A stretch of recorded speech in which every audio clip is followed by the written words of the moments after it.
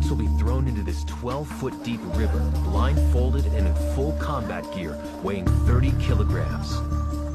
The aim is to first disorient them, then see if they can calmly recover and reach the surface.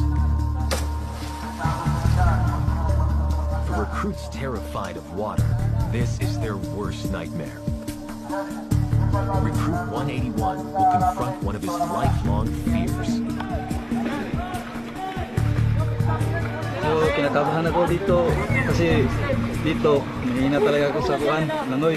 Nung nangyari sa akin noon, nalunod kasi ako, matagal akong sa tubig. May phobia na talaga ako dyan, pero sinusubukan ko lang yung, parang kina-counter ko lang yung takot ko dyan.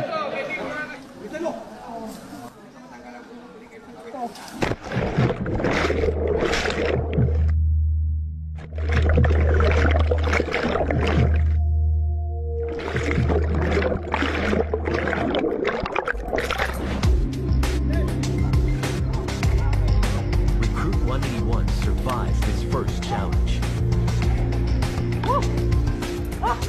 But up next is an even tougher one.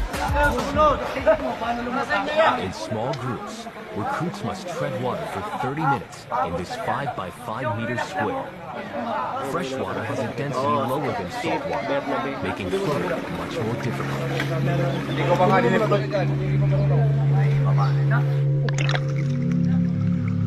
For those waiting, the cold and cramping is causing problems they don't need. 1 minute! Ranger, dito kita! Ranger, gitna! Marunong na lumangoy pero hindi ko sigurado kung tatagal ng 30 minutes sa tubig. Madikip kayo dyan!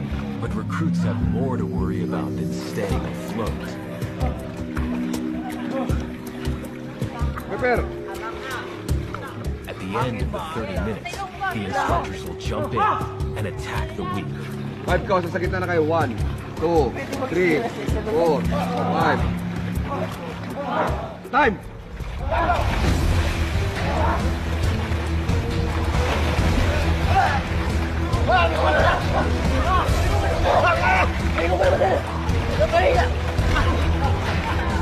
If recruits don't have the energy or aggression to offer, they could find themselves in deep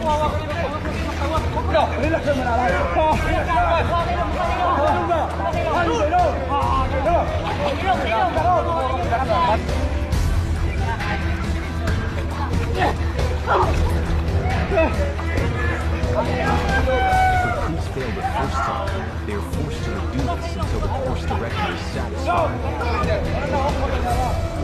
For the poor swimmers, this is hell. We have this drowning part for training for our recruits, for them to get prepared when they engage their enemies in the water. If someone is drowning them, they don't get panic and they know what to do. 5 ka, sa gitna na kayo. 1, 2, 3, 4, 5. Time!